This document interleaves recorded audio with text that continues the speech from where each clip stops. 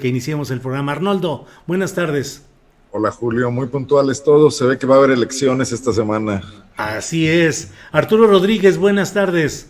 Buenas tardes, Julio. Buenas tardes, Arnoldo, Temoris. Y bueno, pues a todos tus espectadores, siempre es un gusto poder estar acá. Igualmente, Arturo. Temoris, buenas tardes. Hola, buenas tardes siempre, pues con el gustazo y ya a unos días del proceso, a ver qué tal. Así es. Sobre eso, Arturo Rodríguez, ¿cómo ves el tema?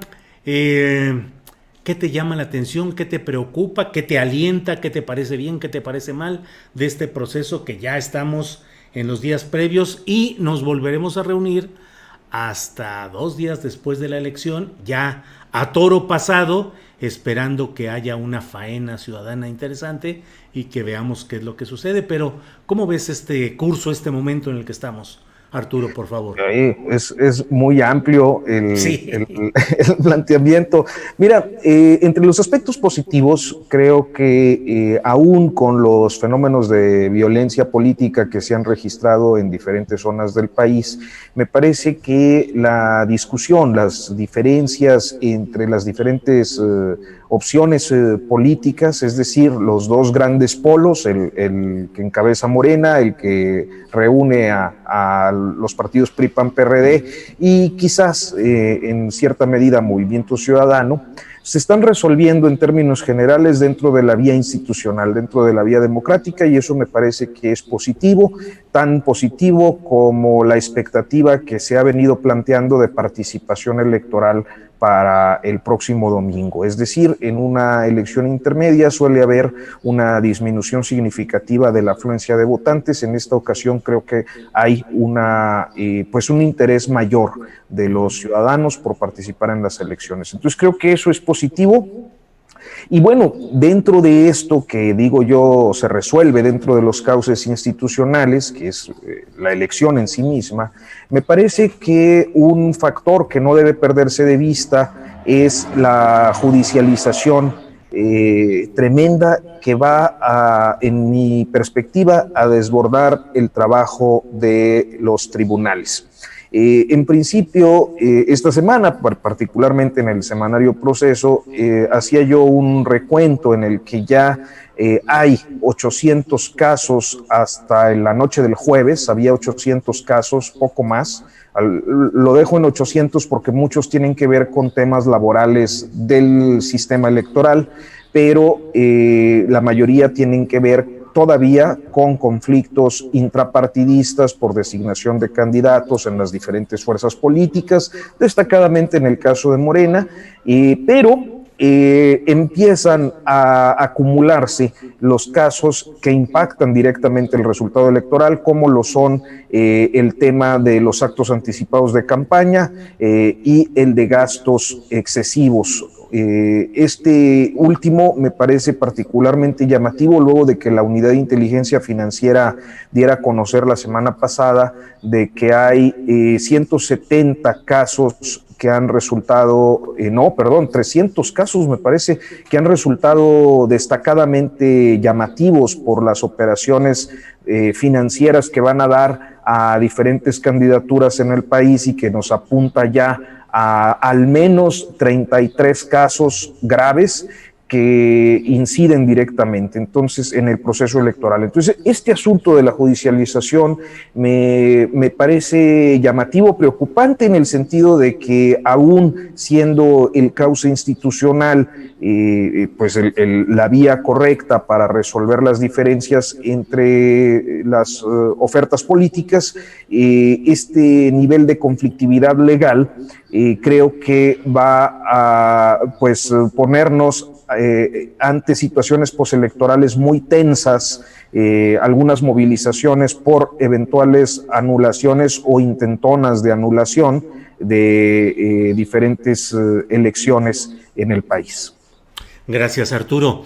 Temoris Greco, bien o mal, ya estamos en los días previos a la elección y te pregunto cómo llega el INE y cómo llega el Tribunal Electoral, es decir, las dos partes del poder electoral mexicano, cómo llegan a estas elecciones y qué podemos prever un poco. No sé qué opinas de lo que dice el propio Arturo respecto a esos riesgos de anulaciones y conflictos postelectorales. Pues ya se está viendo incluso entre observadores políticos que están pues alineados un poquito más a la derecha o con la oposición, que ellos también reconocen que hay un desgaste muy fuerte. Ese es un asunto planteado originalmente por el presidente y por la gente cercana al presidente, lo de que hace falta impulsar cambios. En el INE hay quien ha propuesto, pues ya Salgado Macedonio hasta lo enterró con todo y ataúd. Otros creen que no hace falta la desaparición del organismo, pero sí una remoción importante. Yo estoy leyendo a varios comentaristas que están también con esta idea, ¿no? Ya hay un desgaste muy fuerte. Lo que ha dicho Lorenzo Córdoba, prácticamente adelantando el apocalipsis, es increíble en alguien que tendría que transmitir, o sea, cuya responsabilidad está transmitir confianza en el proceso. Y yo creo que él mismo ya se ha descalificado para continuar con las tareas como había sido previsto cuando fue electo.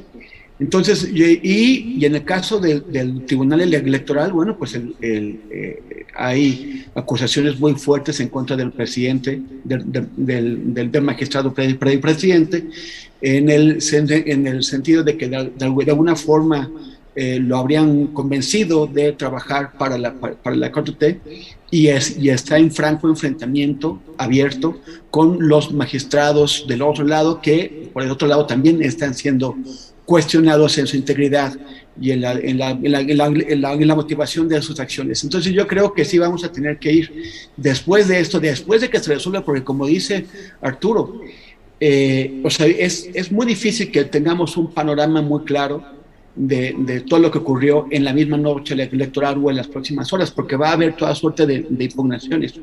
Cualquier resultado corto va a dar lugar a impugnaciones, y quién sabe cómo se van a dar abasto los jueces para poder resolverlas todas. Entonces yo creo que vamos a un periodo de disputas. Vamos a ver quién sale ganón de esto. Y también si el Tribunal Electoral acaba de destruir su imagen o de alguna forma la recompone y termina siendo aplaudido por los diversos contendientes. Bien, gracias, Temoris. Arnoldo Cuellar, tu opinión sobre estos días previos a la elección. Los partidos políticos en particular nos están quedando a deber, como luego se dice, con su catálogo de propuestas de aspirantes, que en todos los casos de todos los partidos hay figuras verdaderamente reprobables.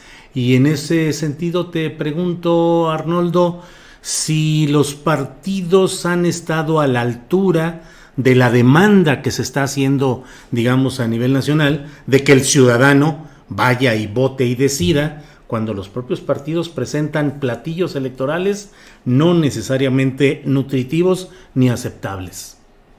No, por supuesto que no, Julio. Ni juntos, ni revueltos, ni separados, los partidos están a la altura del momento que vive México, su democracia y la crisis mundial también de los sistemas democráticos. No hay que olvidarlo. Está pasando en muchos países. Digo, este año tomaron hasta el Capitolio unas huestes ahí de descamisados, algo impensable. Entonces esto está pasando en todas partes. El sistema de alternancia y de transmisión del poder, pensado hace mucho tiempo, hace varios siglos, para que las élites transiten entre sí y alternen, no está resolviendo los problemas de la gente. Y si no los está resolviendo en naciones con más desarrollo que México, pues aquí, con las profundas desigualdades acumuladas, muchísimo menos. Y ya no me quiero detener en esta caricatura a la que haces alusión tú muy bien, de pésimos candidatos, nulas ideas, eslóganes por encima de cualquier propuesta, etcétera, porque me parece perder el tiempo de forma deleznable, ¿no? Yo creo que estamos en una crisis más profunda que esa. entre la alternancia que se produjo a fines del siglo pasado. Por cierto, ahí hay otro gran falso mesías. Estamos llenos de falsos mesías. Vicente Fox llegó prometiendo cambios mínimos y ajustes y los traicionó al día siguiente de tomar posesión, ¿no? Mesías con botas. Exactamente. Y bueno, ¿quién olvida a Salinas, que prometió llevarnos al primer mundo con bocho y no me acuerdo qué más era, el tendajón? Y José López Portillo, que nos dijo que nos preparáramos para administrar la abundancia luego de descubrimientos petroleros. Íbamos, nunca se llevaron portadas de revistas internacionales ellos. Bueno, sí se las llevaron en otro sentido. Entonces creo que la élite política mexicana, donde incluyo a la comentocracia, a los intelectuales, a nosotros mismos, creo que seguimos sin darnos cuenta del piso de papel en el que estamos, ¿no? Mínimamente se esperaría que de un renuevo electoral hubiese algún tipo de mejoras, de venta de esperanza. Fue lo que pasó en el 2000 y se produjo un voto masivo, fue lo que pasó en el 2018 y se volvió a presentar un fenómeno así. La gente tiene ganas de creer y tiene ganas de cambiar. Y los políticos no son capaces ni de mantener mínimamente esa capital de esperanza y mucho menos de proponer cambios que caminen, aunque sea lentamente, con cierta solidez. La alternancia entre PRI y PAN no produjo absolutamente nada de fondo. Se mantuvo el mismo modelo económico, los beneficios a unos cuantos, la marginación a muchos y el crecimiento de la pobreza. Me llama la atención el desplegado de los 400 que habla del crecimiento de la pobreza. Bueno, pues no se habían fijado, pues ya ha venido creciendo sistemática y consistentemente, ¿no? Y bueno, esto no quiere decir un aval a Andrés Manuel López Obrador, que sin duda también tiene ese reto. O sea, él llega con una esperanza mucho mayor, porque no es solamente la de las clases medias y quienes quieren apertura y democracia y bueno, que se pueda ir a comer a la Condesa con tranquilidad y nadie te asalte, sino de mucha gente que está literalmente al borde de la inanición, ¿no? Y que espera resolver problemas mínimos, que no tiene caminos, que no tiene posibilidad de ir a la escuela, etcétera. Y creo que ahí también hay que trabajar duro y no desgastarse en ese chilangocentrismo de estar todo el tiempo discutiendo con los mismos y perdiendo el tiempo, cuando este es un país ancho y ajeno, ahora sí, como diría el escritor, ¿no? El escritor peruano. Creo que la elección es absolutamente anticlimática y que únicamente la intención de Andrés Manuel López Obrador y de sus adversarios de polarizarla a un plebiscito sobre sí o no a la 4T le ha puesto cierto interés. Y de ahí en más hay muy poco debatiéndose, ¿eh? Y no sé si eso alcance. Sí, gracias, Arnoldo. Arturo, Arnoldo toca también el tema de las posturas de los intelectuales, sobre todo este reciente desplegado publicado por 400, 500, con 400, 500 firmas. ¿Qué opinas, Arturo Rodríguez, de esta carta de intelectuales y artistas llamando a votar contra López Obrador y diciendo que no es que busquen el retorno a tiempos pasados que dicen ellos que son censurables, que no es buscar ese retorno a ese tiempo, pero sí a un tiempo mejor, bla, bla, bla? ¿Qué opinas de ese desplegado y qué opinas de si realmente en el fondo lo que buscan es regresar a ese pasado o realmente mejorar el futuro? ¿Qué piensas, Arturo? Bueno, yo creo que todas las posturas en un modelo democrático que aspira a incluir de manera plural las voces, da cabida a todo tipo de expresión.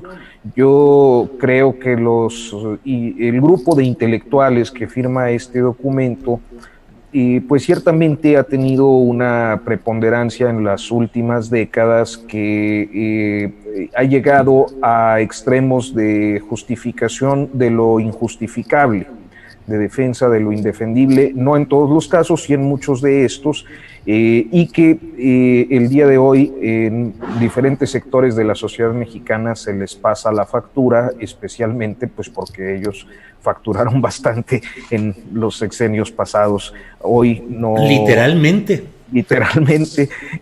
Entonces hoy sus voces pues se han visto comprometidas. Hay un discurso presidencial que los ha señalado y que ha orientado la percepción sobre particularmente los dos grupos importantes que destaco ahí, que son el grupo Letras Libres, el grupo Nexos. Añadiría quizás al grupo Este País, que es un poco más reducido, pero que a final de cuentas ahí está y tiene una presencia pública, que pues han sido identificados directamente por el presidente López Obrador como parte de una especie de bloque opositor o de el grupo conservador, le gusta decir a él.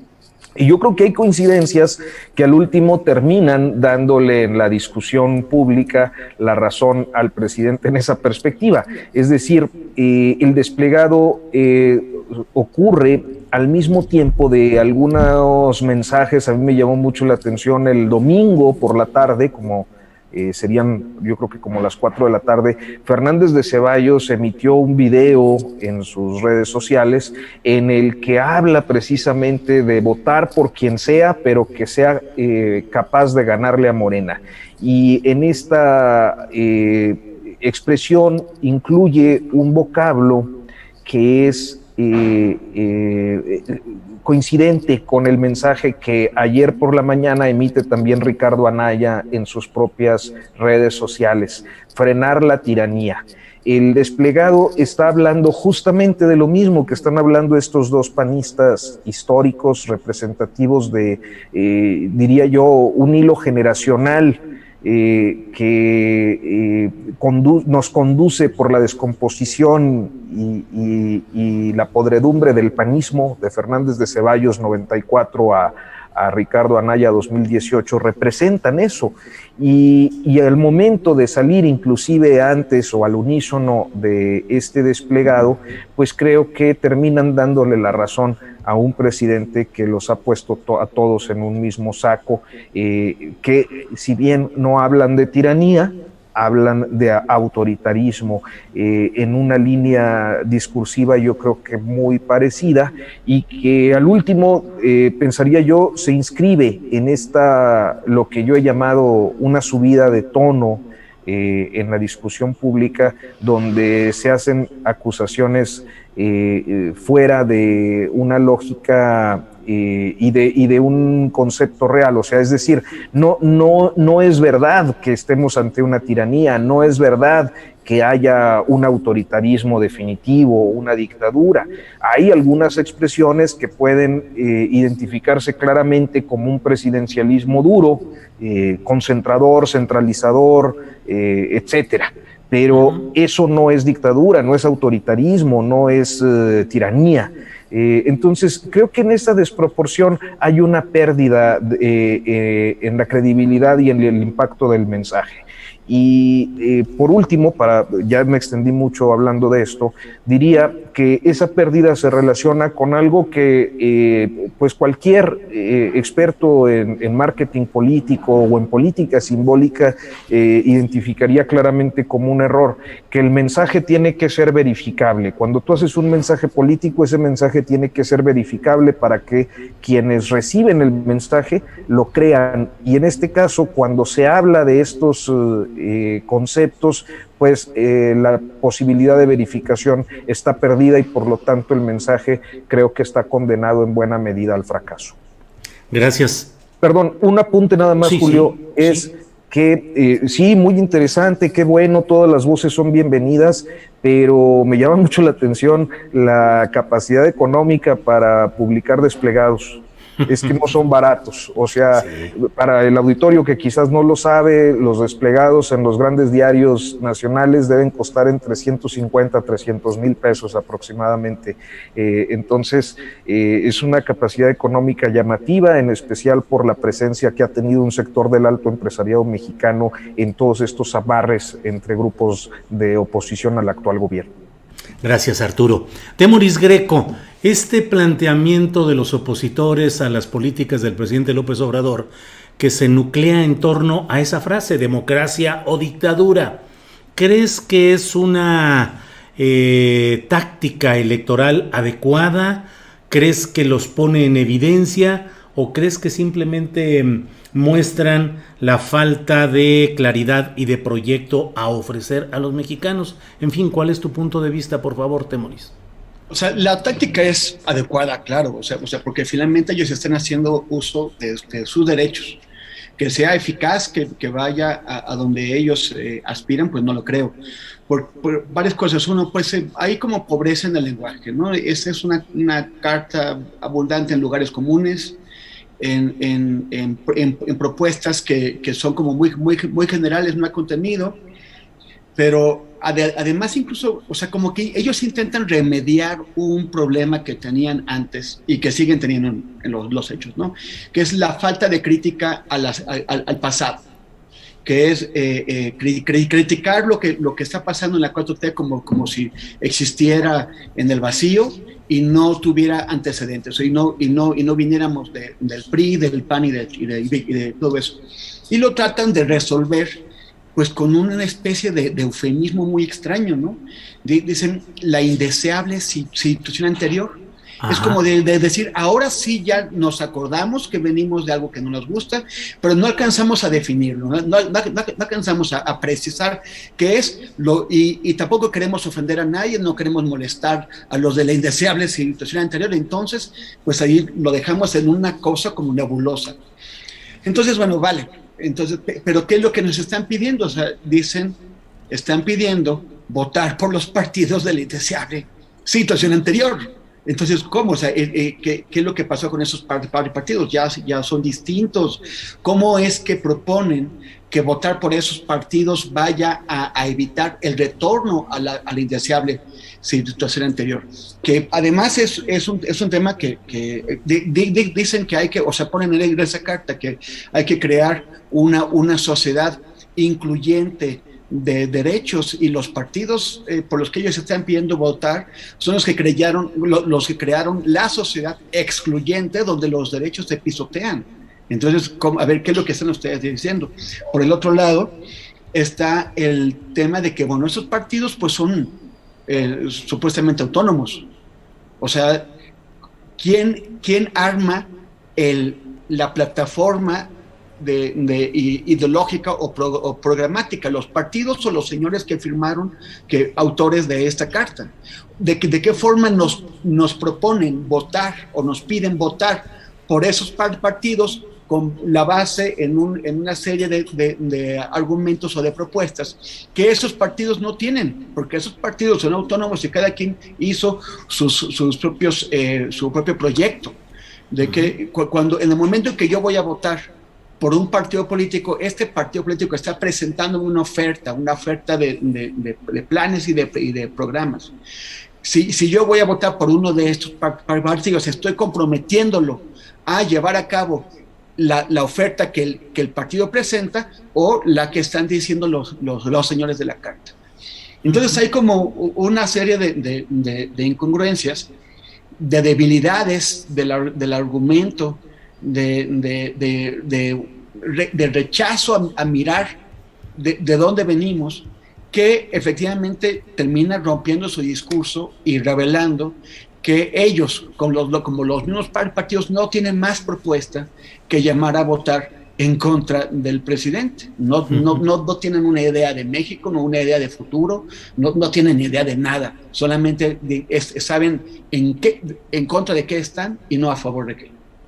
Gracias, Temoris. Arnoldo Cuellar, intelectuales van, intelectuales vienen, desplegados van, desplegados vienen. Hemos visto múltiples desplegados y abajo firmantes a lo largo de la historia política de nuestro país, pero ¿qué tanto impacto tendrán ahora estos intelectuales que en el pasado priista y panista solían ser bien escuchados por parte de las cúpulas del poder y que con frecuencia funcionaban como una especie de una contraparte crítica que ayudaba a esos gobiernos a detectar algunos errores que eran corregidos a partir de lo que planteaba esa élite intelectual? Pero a estas alturas, en este México en el que creo yo que cada vez hay una mayor participación ciudadana en la discusión pública, con los excesos que conocemos, sobre todo en redes sociales, pero finalmente con una mayor participación e interés ciudadano en la cosa pública.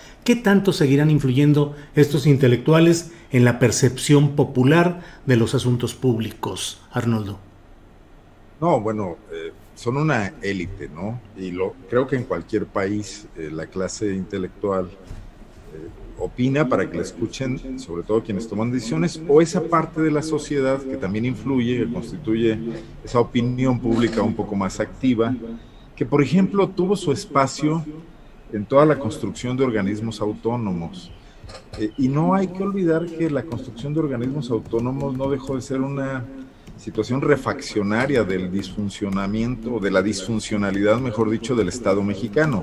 O sea, no respetamos los derechos humanos, pero vamos por esta figura sueca del ombudsperson para que, bueno, los abogados de la UNAM tengan ahí un espacio donde nos puedan estar observando cosas, y además inteligentemente se crea una clase política de recambio, y Salinas de Gortari pudo echar mano de Carpizo cuando se le vino encima la crisis del 94 y la muerte de Colosio, etcétera.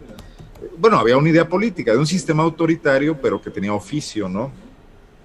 Yo creo que, bueno, Aguilar Camín estuvo ahí, escribió espléndidas novelas con gran información de los archivos internos, pero nunca han trascendido a crear corrientes de opinión amplias en el país. Digo, hay un reconocimiento,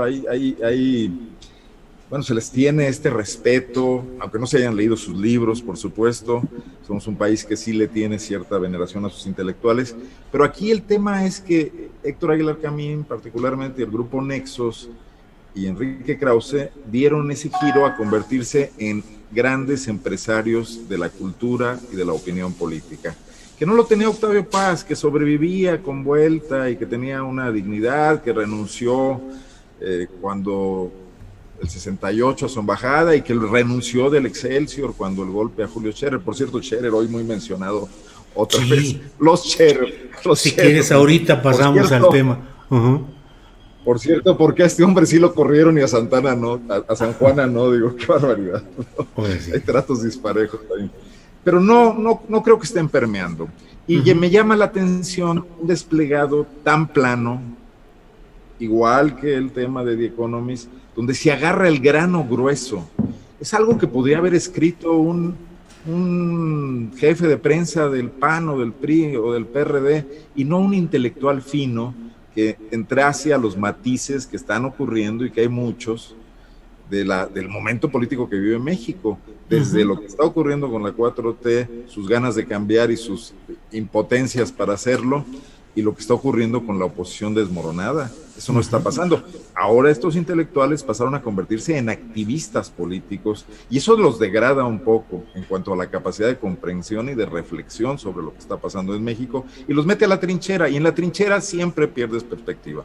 Te conviertes en propagandista, te conviertes en porrista, pero ya no estás revisando muchas sutilezas que están ocurriendo, ¿no? Digo, veo mucho más riqueza, y lo repito una vez más, lo he dicho varias veces, me estoy convirtiendo en un lector asiduo de ella, en Viridiana Ríos, ¿no? Que ahora hizo una espléndida desagregación de los votantes de AMLO en su último artículo, ¿no? Bien, Arnoldo, muchas gracias. Arturo Rodríguez nos comenta Arnoldo sobre una oposición desmoronada, y yo agrego, en algunas ocasiones autorridiculizada. Pero Carolina Rocha nos escribe y dice, estoy viendo el programa, dice, oye, Arturo ya es un crack en sus redes de las perlas o desastres electorales de estas campañas. Pregúntale cuál lo ha sorprendido más, que ya eres todo un crack de estas perlas, que además ha habido un chorro de perlas electorales. ¿Cuál te ha sorprendido más, Arturo? Si alguien es un crack, es mi querida Carolina, a quien además le mandamos un abrazote, una de las mosqueteras. Cada lunes nos dan posiciones muy interesantes en Astillero Informa, pero pues es que hay muchas. Yo no logro, mira, para los del ridículo me llamó mucho la atención. Creo que de los que más me han sorprendido es la de mi paisano Santana Armando Guadiana Tijerina, vestido de Mario Kart, manejando un go-kart. Esa fue una de las que me llamó mucho la atención. Ha habido... Cuando su imagen es más propia de otra historieta, la de Pues- los agachados de Ríos con Don Perpetuo del Rosal. No, los supermachos eran. Ciertamente, que por cierto destapó a Ricardo Sí. Monreal el sábado en su cierre de Sí. campaña Sí. para el 2024. Ya todavía no pasa la elección intermedia y ya empezaron los destapes morenistas. Pero bueno, ese me llamó mucho la atención y creo que particularmente el caso en términos de efectividad del marketing de redes, de lo que dice Temoris, la tiktokización le llama él, y creo que me he robado un poco el concepto de las campañas, pues el más eficaz y el más eficiente ha sido Samuel García. O sea, independientemente del resultado que haya el domingo, creo que su campaña fue de menos a más, pese a pues lo que yo pensaría serían tropiezos discursivos inadmisibles en otra región del país, pero que en el caso de Nuevo León han surtido un buen efecto. Y pues muchos desbarres, ¿cómo se dice? Tropiezos discursivos que ayer subía uno de Oaxaca, de apellido Toledo, que decía... lo que los de Morena son más rateros que nosotros, salieron más rateros que nosotros. Hay muchos de ese tipo que hay una del Estado de México, se me va el nombre de esta política, que preguntaba en inglés, yo soy priista, ¿cuál es tu superpoder? ¿No? Decía en la gorra, cosas así. Algunos pues auténticamente o involuntariamente, pero quizás de manera muy auténtica, racistas o clasistas en sus eslogan, excluyentes. Y el caso de tu cuasipaisano, que me parece todo un objeto de investigación judicial, el Tecmol, ¿no? Sí, con la historia. Así es. Bien, Arturo. Bueno, pues ya tuvimos este momento de lo que han sido estos desbarres, pues sí, Arturo. Temoris, dentro de lo que estamos viendo y hablando, a mí me parece que ha resultado muy significativo. Ya hablábamos de Nuevo León. El hecho de que Ricardo Monreal, a través de su oficina, haya filtrado o haya dado a conocer supuestas o reales encuestas de opinión, de las cuales esa oficina de Monreal plantea que hay 3 estados en los cuales Morena ya no podrá, le sería muy difícil alcanzar el triunfo. Uno de ellos San Luis Potosí, donde hablábamos el Tecmol, entre otros, pero San Luis Potosí, Querétaro y Nuevo León.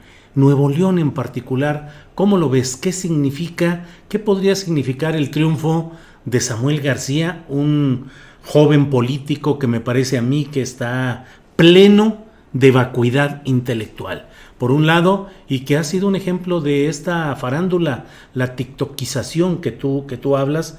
Pero ¿qué podría suceder? ¿Qué lecciones nos pueden quedar? Gane Samuel García, gane Adrián de la Garza, la caída en índice de popularidad de Clara Luz Flores. ¿Cómo ves el caso de Nuevo León, Temoris? Pues yo imagino que lo de Samuel la debe estar dando mucho coraje a personajes como Roberto Palazuelos o estos, ¿no? O sea, los mega mirreyes. O sea, Palazuelos se cree el mirrey de los mirreyes. ¿Y cómo es que llega ahí un advenedizo de Nuevo León o sea, a Palazuelos le hubiera gustado, le hubiera encantado tener éxito en la política si no fuera necesario trabajar para tener éxito en la política? Y en el caso de Samuel, bueno, pues trabajando a su manera, pero ha tenido este impacto. Creo que revela mucho de qué es lo que está pasando en Monterrey. Es pérdida para el PRI, para el PAN. O sea, Nuevo León, desde que ganó el Bronco, o sea, ahí era disputa PRI-PAN, y de pronto se les mete el Bronco y ahora se les mete Movimiento Ciudadano, que no es que ellos no tengan pues alianzas con los grupos de poder del Estado. O sea, en particular, por ejemplo, con el que tiene al periódico El Norte como eje mediático. pero sí creo que hay un tema de aspiracionalismo que Samuel García y sobre todo su pareja, y es lo que no tendría Roberto Palazuelos. Roberto Palazuelos es él y él quiere ocupar todo el espacio y que no exista nada más alrededor de él. Samuel ha sabido sacarle provecho a su relación con Mariana y gracias a ella llegar también a gente que tal vez hubiera sido más difícil para él. Porque si él es un pesado, ella tiene la simpatía y el encanto como para llegar a esos sectores. Entonces, creo que pues también vamos a ver más parejas mediáticas, ¿no? Lo hizo Peña Nieto con la Gaviota, intentó hacerlo Velasco con la chica de Anaí. RBD, con Anaí, y pues ya, ¿no? O sea, parece que, o sea, son productos bien armados y productos bien empaquetados, ¿no? Y el tema es que son productos pensados para sociedades en donde el mensaje cada vez es menos importante y lo que importa es como venga lo que te ofrecen. O sea, no tanto si el gansito tiene relleno cremosito, sino cómo te están poniendo el gansito por afuera. Aquí ninguno de todos esos tiene relleno de nada, o sea, ni cerebral, pero se ven bien, lucen bien, traen buen paquete y traen buen marketing. Gracias, Temoris. Arnoldo Cuellar, ¿qué significa ¿qué te parece? ¿Cuál es tu opinión respecto a la forma en la que Ricardo Monreal dice 3 estados están pelas para Morena, 4 están muy competidos y 8 están muy en firme? Yo no estoy tan seguro de que los 8 que él da muy en firme realmente lo sean, pero resulta muy peculiar que un hombre con tal presencia en el primer círculo del obradorismo salga a dar esos adelantos a través de su oficina de comunicación social o como lo hubieran dado a conocer de manera todo esta encuesta de opinión. ¿Qué te parece esa aparición de Ricardo Monreal y qué significado le encuentras? No sé, mira, lo primero que se me viene a la mente es que es un actor político de cara al 24 y que también en Morena pueden estar ocurriendo ya esto de recoger las varas después de haber lanzado los cohetes y asumir responsabilidades de quién es la culpa de lo que se anunció como un gran triunfo y puede convertirse en un empate o en un desastre. Todavía no lo sabemos, ¿no? ¿Quién sugirió esos candidatos? ¿Fue todo culpa de Mario Delgado por su desorganización o no? ¿Está atrás? ¿Cuánto influyó Marcelo Ebrard o Claudia Sheinbaum en algún caso? Entonces me parece un poco el arranque del ajuste de cuentas que dará inicio a la carrera por la candidatura de Morena en 2024. Pero bueno, dicho así, de bote pronto y como tú me lo planteas, realmente tampoco tengo demasiados elementos. Ahora yo sí veo que muchos de los fracasos de Morena, por ejemplo el de Nuevo León, que es muy claro, provienen de haber sido infieles a su idea básica, ¿no? Y de haber comprado producto empaquetado, también ellos, que les salió malito desde el principio, ¿no? Porque ni siquiera trae lo que trae el otro, el de enfrente, que por lo menos engañará a la gente en el aparador al momento de tomar la decisión. En México el gran fracaso de ese tipo de mercadotecnia electoral se llama Enrique Peña Nieto, tiene nombre y apellido, o sea, y el gran responsable de ello, que es Televisa, ha pagado las consecuencias perdiendo influencia en la política, como la tuvo hasta 2012, ¿no? Yo creo que en un país, insisto, donde al día siguiente que ganas una elección o al día siguiente de que tomas posesión te enfrentas a situaciones, las ya acumuladas que están ahí, que te van a obligar a tomar decisiones, a las presiones de los grupos de poder real y las imprevistas que en estos tiempos van a venir por default y por acumulación, llámese crimen organizado, llámese situaciones inéditas como ahora tuvimos la pandemia, llámese crisis del sistema educativo, etcétera, o llámense efectos y coletazos del cambio de sentido de la globalización, porque muchas de nuestros triunfos como como país manufacturero, provienen de coyunturas que muy fácilmente pueden modificarse y transformarse en un mundo que está cambiando con relativa velocidad, ¿no? Y donde los polos de poder también no están tan sólidos como ocurría el siglo pasado. Entonces, por eso me insisto en pensar que este paso electoral que estamos sufriendo muchos, creo que sobre todo los candidatos, rápidamente lo vamos a dejar atrás para enfrentar cosas muy difíciles inmediatamente después. Todavía nos entretenemos mucho en las encuestas y en quién va a ganar. Yo te diré, hay estados donde gane quien gane, hay un problemón real. Y ese problemón se llama violencia, se llama muerte, se llama presencia del crimen organizado, se llama de muchas maneras, más precariedad y pobreza, ¿no? Entonces, pues bueno, qué bueno que ya esto se acaba, porque realmente no estamos viendo que nadie de estas personas tenga ni el menor acercamiento, ya no digamos a planteamientos que busquen soluciones, ni siquiera a darse cuenta de la realidad, Julio. Gracias, Arnoldo. Arturo, entre las muchas informaciones llamativas de estas horas, de estos momentos finales en el tramo electoral, ahora resulta Lupita Jones, la ex reina mundial de belleza, ahora candidata por la coalición PRI-PAN-PRD al gobierno de Baja California, dice que le ofrecieron $5 billones para que declinara por Jorge Hank Ron. Hablamos de aberraciones, de TikToks, de Armando Guadiana Tijerina disfrazado de Mario Kart, de la candidata que ofrece implantes mamarios para todas las mujeres, en fin.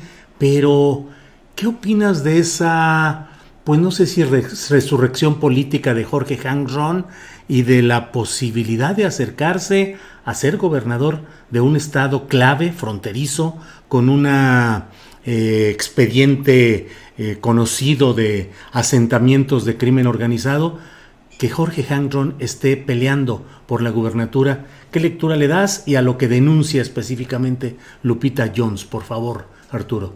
Bueno, nada más para anotar un par de cosas, porque luego las voy a relacionar con este tema, Julio. Sí. Es que hay un factor interesante en el caso de Samuel García, es decir, creo que el contexto de Nuevo León no ha sido precisamente que pierda el PRI, que pierda el PAN ante un independiente como el Bronco, porque el Bronco pues en realidad era un priista con etiqueta independiente, como en el caso de Clara Luz Flores Carrales, pues se trataba de una priista bajo la franquicia de Morena en ese estado.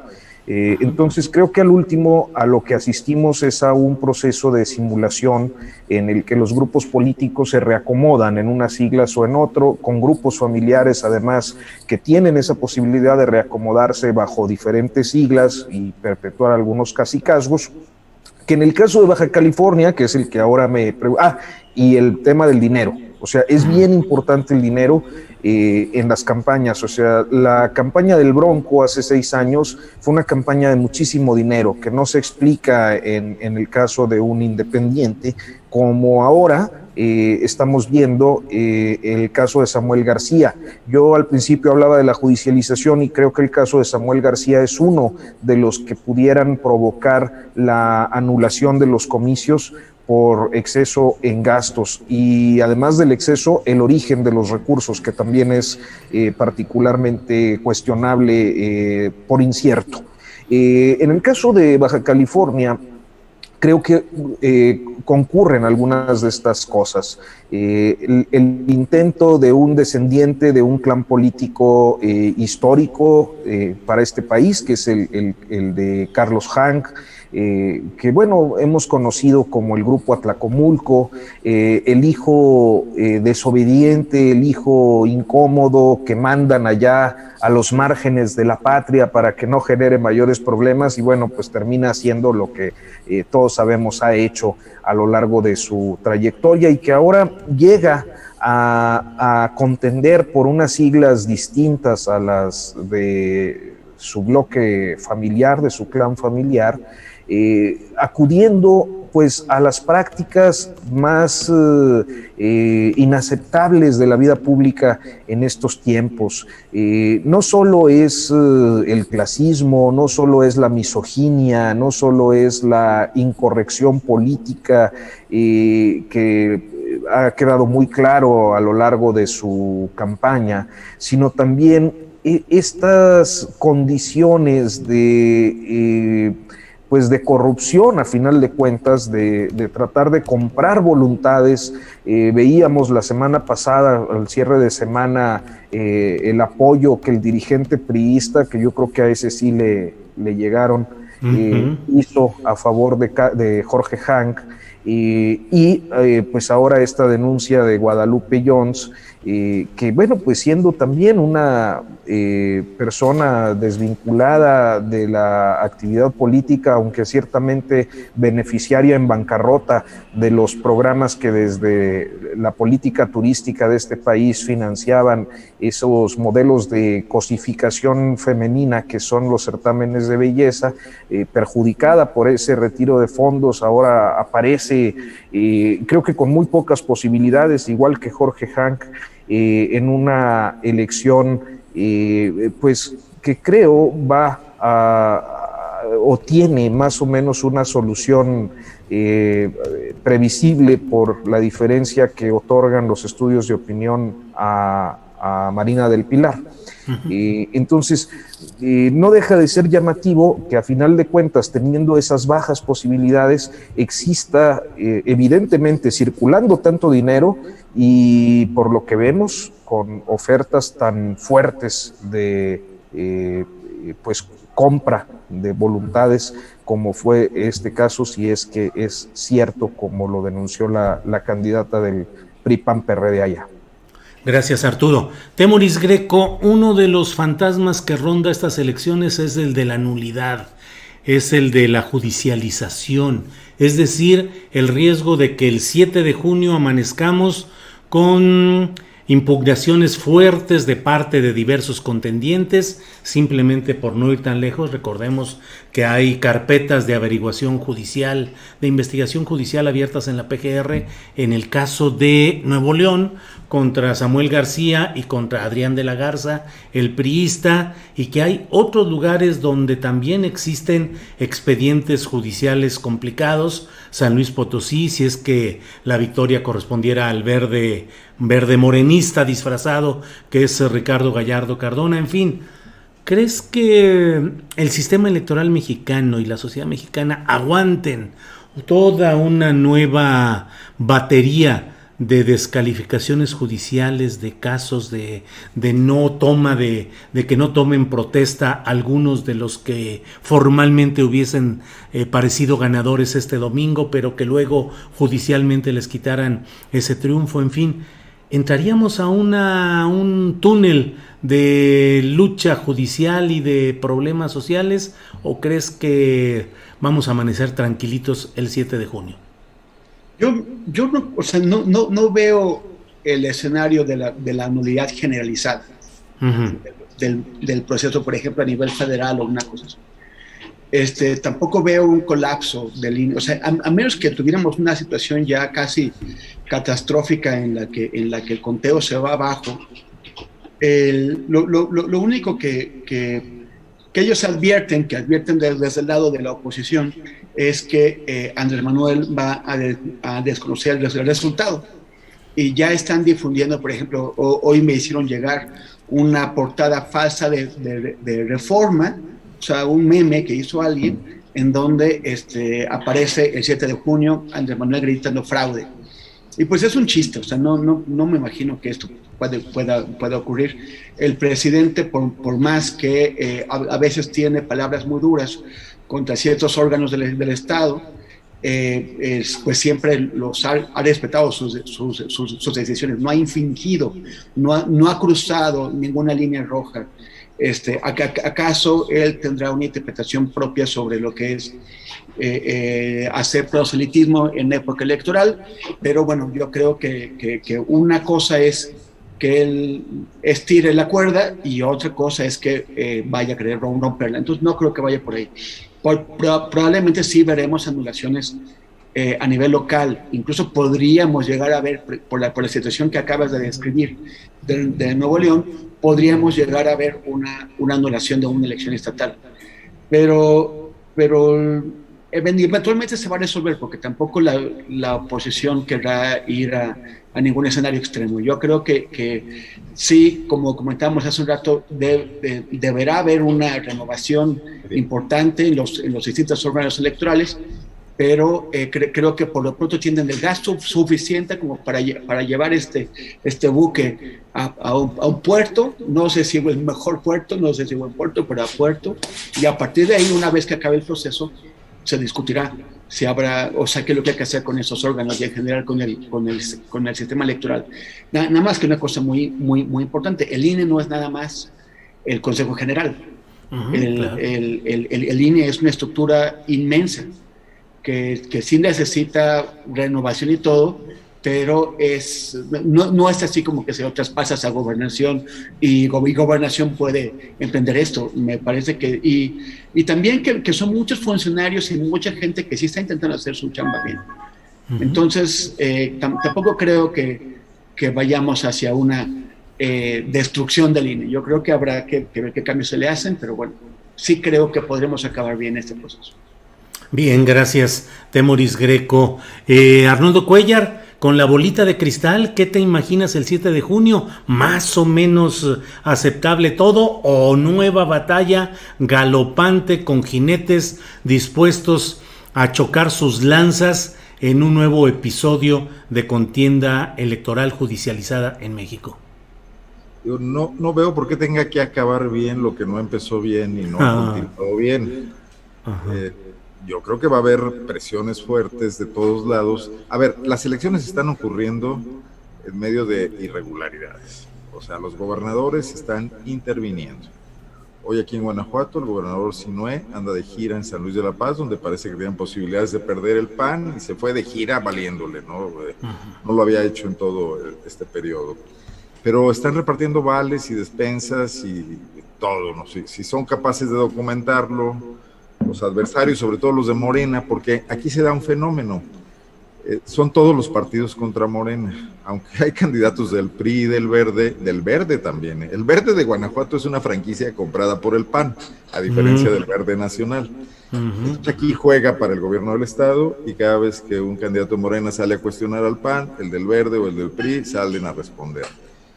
Pero bueno, si hay capacidad de estos políticos, que tampoco tengo certeza de que la haya, porque hay muchos improvisados, muchos baquetones, quedaron candidatos muy malos. A veces se piensa también que de alguna manera hubo gente de Morena que pactaron con el PAN en Guanajuato, porque teniendo buenos candidatos mandaron otros muy malos y rompieron cualquier posibilidad de que hubiera contiendas competidas. Bueno, si eso llega y se presenta a los órganos, debe haber algún tipo de secuelas. Y me imagino que habrá también presiones sobre el INE para que no juegue para un solo lado, pero del otro lado también las habrá. Y el INE ya mostró que sí es susceptible a las presiones. A mí me pareció eso muy claro cuando decidió sacar de la jugada a Salgado Macedonio por un asunto fiscal, estilo Al Capone, y no por el asunto principal, que era la objeción a este candidato desde muchos espacios, ¿no? Por sus acusaciones de violencia sexual. Entonces, no me queda ninguna duda de que la contienda seguirá. O sea, que la judicialización será la campaña por otros medios, como decían que la guerra es la política por otros medios, ¿no? O al revés, ya no me acuerdo. Entonces, vamos a entrar a un periodo agitado. Es que lo que está en disputa no es quién ocupa un cargo o quién domina el Congreso. Lo que está en disputa es el rumbo de la nación. Malamente, y lo dice el reportaje de The Economist muy claro, o sea, Andrés Manuel quiere cambiar estas reglas de juego. Ellos dicen hacia ideas anacrónicas del pasado. Bueno, perdón, el anacronismo siempre es del pasado, pero también hoy se escuchan anacrónicas las posturas neoliberales estilo Salinas, ¿no? de privatizar, son las que están cuestionándose en el mundo después de la pandemia, de que hace falta más Estado, porque las corporaciones privadas no tienen corazón, no son incapaces, lo vemos con las vacunas, ¿no? Son incapaces de pensar en el beneficio de la gente y solo están pensando en las utilidades. Entonces hay ahí dos anacronismos muy claros. Estamos entrenzados en eso. Y a mí me parece muy interesante que, aunque sea con ideas casi echeverristas, se estén planteando cosas distintas en México para abrir un debate, ¿no? Que ahí es donde tendríamos que tener a los intelectuales ayornados y puestos al día, leyendo cosas actuales en el mundo, aportando cosas diferentes para encontrar esos rumbos que hoy no se ven en ninguna de las dos posturas que dominan la política mexicana, ¿no? Pero Arnoldo, sí, perdón. Claro que sí va a haber lío después del domingo. Ajá. Bueno, Arnoldo, gracias. Son las 2 de la tarde con 58 minutos. Estamos a 6 minutos de cumplir una hora corrida de esta mesa de periodistas. Así es que los invito a que hagamos una última reflexión, 2 minutitos, 3 minutitos, cuando mucho, respecto a lo que nos parezca más interesante ya en esta, que es nuestra última mesa de periodistas de los martes, antes del domingo electoral. Cuando nos veamos ya será porque ya tendremos datos no oficiales todavía, pero ya suficientes para tener el nuevo mapa electoral. Cualquier comentario, reflexión, señalamiento que quieras hacer, por favor, Arturo Rodríguez. Pues básicamente que creo que son tiempos muy interesantes. Hay algunas cosas que vienen en camino. Yo insistiría en que esto de la judicialización va a provocar, si bien no algo generalizado, sí en diferentes regiones algunos problemas postelectorales. Y también que viene el cobro de facturas internas en los partidos, que será el siguiente paso, particularmente, bueno, pues en Morena, en el caso de Mario Delgado, los dirigentes del PRI, del PAN, sobre todo en el caso de Alejandro Moreno y de Marco Cortés, que seguramente tendrán recriminaciones severas de sus militancias y que, bueno, pues habrán de tener que enfrentar la conflictividad interna que no se manifiesta durante el proceso electoral, bueno, pues porque normalmente las militancias tratan de mostrar un rostro de unidad antes de los comicios, pero una vez pasados los comicios viene el pleito interno. Así que, pues creo que esas son mis expectativas. E insistiría, por último, en un comentario muy rápido que hice al principio, y es que mientras la competencia entre opciones políticas se dé dentro de los cauces de la institucionalidad democrática, me parece que estamos en un buen camino. Sea cual sea el resultado, sea cual sea la posición que cada uno tenga, mientras, para ser más claro, no exista violencia en las pues expresiones de los partidos y de sus candidatos y de sus militancias, creo que pues estamos bien. Bien, muchas gracias, Arturo. Temoris Greco, en el mismo sentido, ¿qué deseas hacer como última reflexión con el tema que te parezca más relevante? Por favor, Temoris. Yo estoy preocupado por el tema del flujo de dineros ilegales en las campañas. Un estudio que se hizo hace 3 años, se llamó Dinero bajo la mesa, encontró que en las campañas de gobernador en aquel año, de cada 15 pesos involucrados en las campañas, solamente uno fue reportado. O sea, hay 14 pesos de cada 15 que son recursos que entran de manera clandestina, que nadie pregunta de dónde vienen, que pasan, por ejemplo, pues uno de los grandes gastos que se hacen en las campañas es en la producción de spots y en la difusión de spots. Y todo eso se hace constantemente de manera, o sea, en efectivo. Nadie da recibos, el banco no se entera por dónde pasó. Todo ese dinero ilegal.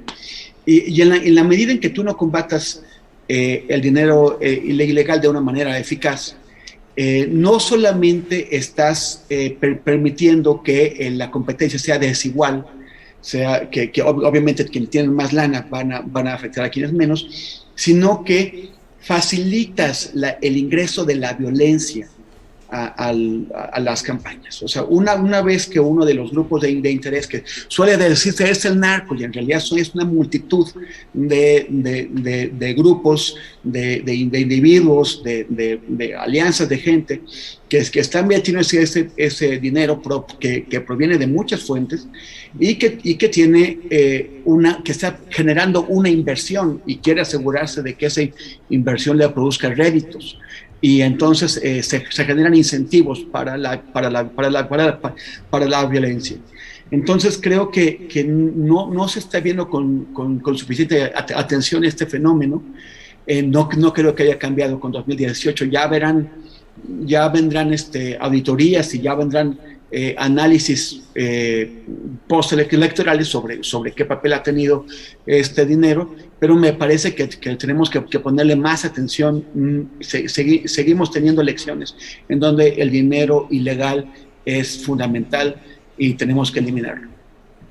Bien, Temoris, muchas gracias. Arnoldo Cuellar, para cerrar esta mesa de periodistas del martes 1 de junio, por favor, tu reflexión sobre el tema que desees, por favor. Gracias, gracias, Julio. Mira, un filósofo alemán que se llama Marcus Gabriel escribía en El País el año pasado que el orden mundial antes de la pandemia ya era letal, que la pandemia no vino más que a poner en evidencia algo que ahí estaba. Y yo creo que en México más o menos pasa algo parecido, o sea, la polarización ya estaba ahí antes de que Andrés Manuel subiera el cuerpo del país a una mesa y lo abriera en canal, ¿no? O sea, ya teníamos un largo ciclo de acumulación de riqueza en unas cuantas manos y de pérdida de bienestar y en unos casos hasta de posibilidades de supervivencia de una enorme masa. Eso es lo que no puede regresar atrás en el tiempo simple y sencillamente porque alguien quiera que abandonemos el camino de la polarización y de lo que propone el actual gobierno. O sea, la gente que subió al poder a Andrés Manuel López Obrador de forma masiva el 2018, julio de 2018, quería y quiere un cambio, y yo creo que no está satisfecha con lo que está pasando, y mucho menos con voltear al pasado. Esto a mí me genera preocupación, más allá de todo, porque si las elecciones como las conocemos hoy no satisfacen eso, pues ahí se están acumulando graves problemas y graves presiones. O sea, las capas tectónicas de la sociedad mexicana están acumulando mucha energía que tendrá que ser liberada de alguna manera. Yo creo que fue liberada en 2018 con esa decisión. Independientemente de que López Obrador pudiese o no canalizarla, representó la posibilidad de hacerlo. Si no está a la altura, habría que estar muy exactos en la crítica de por qué no está a la altura, pero no con estos planteamientos como los hemos visto hasta ahora, gruesos y infantiles además, y de una pobreza que parecen que recuerdan los manifiestos aquellos del marxismo degradado de los años 70 con los que algunos pretendían combatir a la hegemonía priista, ¿no? Entonces, pues vamos a ver qué pasa, Julio, pero yo creo que el episodio del domingo, luego lo vamos a ver como algo muy anecdótico en medio de lo que seguirá ocurriendo en este país, ¿no? Bien, pues muchas gracias a los tres. Arturo Rodríguez, muchas gracias y buenas tardes. Perdón, lo puse en mute para no hacer ruido. Muchas gracias, Julio, por la invitación. Como siempre, yo aprovecho pues cuando se puede el comercial para invitar también a que de vez en cuando se asomen por ahí a Notas Sin Pauta en YouTube, que pues tenemos varios contenidos que seguramente pueden ser de su interés, y agradecerte como siempre el espacio. Muchos contenidos y muy interesantes en Notas Sin Pauta. Desde luego, también me sumo a quienes vemos y escuchamos la gran producción de contenidos interesantes que hay en Notas Sin Pauta, Arturo. Gracias. Temoris Greco, buenas tardes. Gracias. Pues buenas tardes, yo solamente quiero aprovechar para felicitar a Arnoldo, que parece que resolvió sus temas de internet. Sí, claro. Funcionó suavecito, solamente hay que arreglar un poquito la luz de fondo para que no se... Pero qué bien, lo único que me temo es que es un pequeño paso para Arnoldo, pero un gran paso hacia la guanajuatización de México. Pero bueno, muchas gracias, un saludo. Igualmente. Bueno, Modernizado tecnológicamente, don Arnoldo Cuellar. Gracias y buenas tardes. Gracias, Pero Julio. Te paso una nota rápida. Sí. Detuvo hoy López Obrador anunció en la mañanera que ya ha habido detenciones por el asesinato de Alma Rosa Barragán, la candidata de Movimiento Ciudadano. Hace un rato la Fiscalía del Estado ya subió un tuit y soltó un boletín donde hablan de un detenido llamado Fernando N., al que acusan pues del atentado. Sabemos que fueron varios los que dispararon sobre la candidata. El Fernando N., presentado por la Fiscalía, es un hombre muy obeso y ahorita ya está comentándose mucho en redes sociales que los dos jóvenes que dispararon eran individuos delgados y además jóvenes, ¿no? Entonces, bueno, vamos a ver qué ocurre con esta situación. Por cierto, mientras detienen a esta persona con rapidez, en Guanajuato fue asesinado ayer un integrante de la Comisión Estatal de Búsqueda, que además él mismo era buscador de su hermana, que duró un año desaparecida y fue encontrada finalmente en una fosa del municipio de Salvatierra, ambos. Y esta es una situación muy delicada, Julio. Termino con esto porque, bueno, él ya se había convertido en funcionario público de una muy debilitada comisión que recibe un presupuesto raquítico del gobierno panista y fueron a asesinarlo a su casa. Así están las cosas en Guanajuato, entre la violencia de las campañas y la violencia de siempre, la que está ahí subsistirá después de la elección. Gracias por todos. Saludos, Temoris y Arturo. Espero que no me hayan echado la sal, toco madera, y que me vuelva a fallar el internet. No, hoy estuvo muy bien el internet. Muchas gracias a los tres. Nos vemos el próximo martes, ya despuesito de las elecciones, a ver qué es lo que vamos a opinar. Gracias a los tres. Hasta luego.